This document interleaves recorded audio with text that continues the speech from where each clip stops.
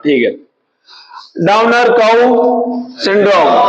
ठीक है, कारक क्या है? रक्त में कमी। ठीक है ना, या फिर क्या हो सकता है? पीछे वाले पैरों के अंदर इंजरी, या मिल्क फीवर का संभव इलाज नहीं होने पर। नेक्स्ट क्या है? इलाज तो आप करके आए हो लेकिन ढंग से नहीं किया, तो आने वाली जो स्टेज है वो कौन सी है? Downer cow syndrome. यहां तक आया समझ में? नेक्स्ट, इस बीमारी को डाउनर काउ सिंड्रोम क्यों कहा? है ना, क्वेश्चन तो ये उठता है ना भाई, डाउनर काउ सिंड्रोम मतलब क्या है इसका? डाउनर शब्द का मतलब क्या होता है? डाउनर काउ सिंड्रोम, है ना। डाउनर शब्द का मतलब क्या होता है? मतलब क्या हो गया? ये शरीर की जो सेहत वो एकदम गिर चुकी है, कम हो चुकी है, गिरावट आ चुकी है ना। डाउनर का मतलब क्या होता है? नीचे। और डाउन शब्द का मतलब क्या होता है? नीचे। काउ का मतलब? सिंड्रोम का मतलब नहीं पता। सिंड्रोम का मतलब होता है कई बीमारियों का समूह। क्या कहलाता है? सिंड्रोम। या तो आप ये कह सकते हो, या फिर कई लक्षण एक साथ दिखाई दे। लक्षणों का जो समूह होता है उसको क्या बोलते हैं? सिंड्रोम। लक्षणों का समूह या फिर कई बीमारियों का जो समूह है वो क्या कहलाता है? सिंड्रोम। कई बीमारियां कैसे? जैसे इसमें कैल्शियम भी कम है, फास्फोरस की भी कमी है, प्रोटीन की भी कमी है, विटामिन की क्या है? कमी।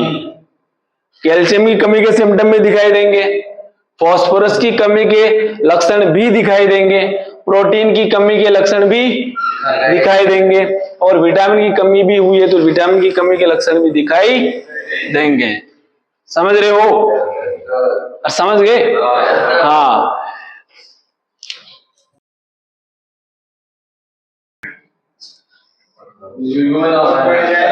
Downer cow syndrome.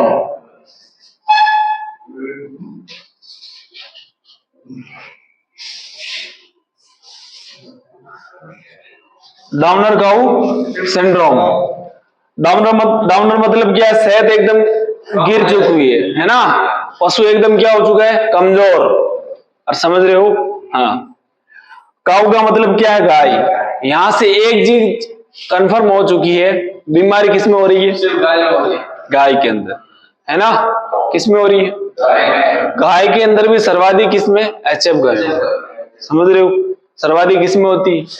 एचएफ गायों में, है ना। एचएफ गायों के अंदर मिल्क प्रोडक्शन क्या होता है? ज्यादा। तो ज्यादा मिल्क प्रोडक्शन तो ज्यादा पोषक तत्व की क्या होगी? कमी, है ना।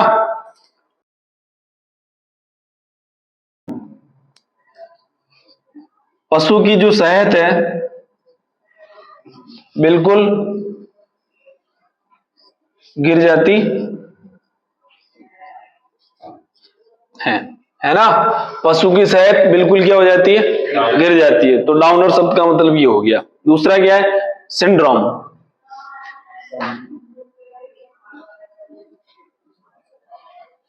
कई बीमारियों का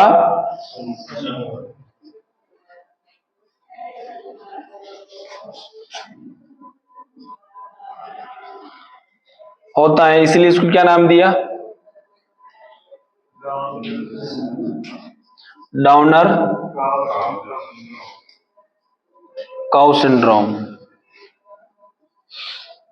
समझ गए? आया समझ में? हाँ, इसलिए नाम इसको दिया डाउनर काउ सिंड्रोम। नेक्स्ट अपन बात करें इसको पोस्ट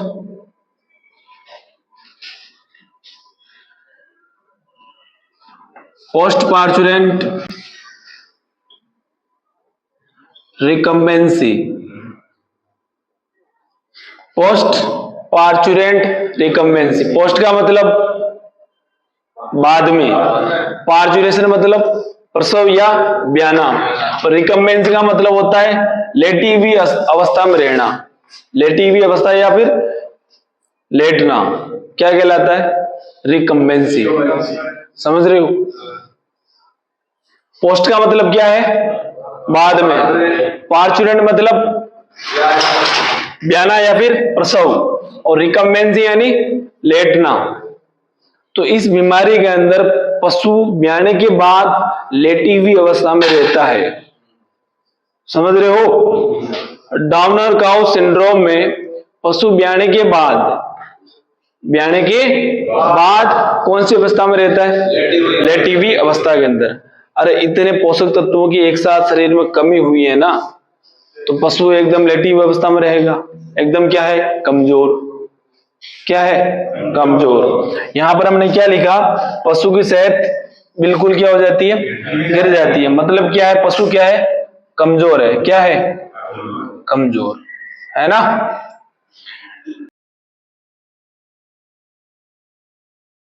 अब रिकम्बेंसी का मतलब क्या होता है? लेटी हुई अवस्था में रहना।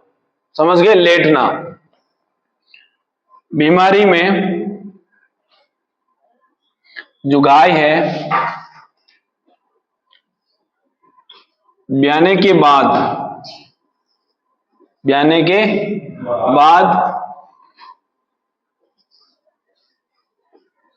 लेटी हुई अवस्था में रहती हैं। इस बीमारी के अंदर जो गाय है वो ब्याने के बाद लेटी हुई अवस्था के अंदर रहती है। मतलब डाउन काउ सिंड्रोम कब होता है? ब्याने के बाद, है ना। मिल्क फीवर कब होता है? ब्याने के बाद। पीपीएच कब होता है? ब्याने के बाद, है ना। और लैक्टेशन टिटेनी कब होती है? ब्याने के बाद, दूध काल के दौरान। ठीक है। तो ब्याने के बाद ये सभी बीमारियां होती है। और इस बीमारी के अंदर भी क्या हो रहा है? ब्याने के बाद पशु किस अवस्था में है? लेटी हुई अवस्था में। मतलब पशु क्या है? एकदम कमजोर है। ठीक है। इसलिए नाम दिया इसको पोस्ट पार्चुरेंट रिकम्बेंसी। सर्वाधिक किसमें होता है? गाय के अंदर। और गाय में सर्वाधिक एचएफ गायों में। ठीक है। नेक्स्ट, चलो इतना लिख लो।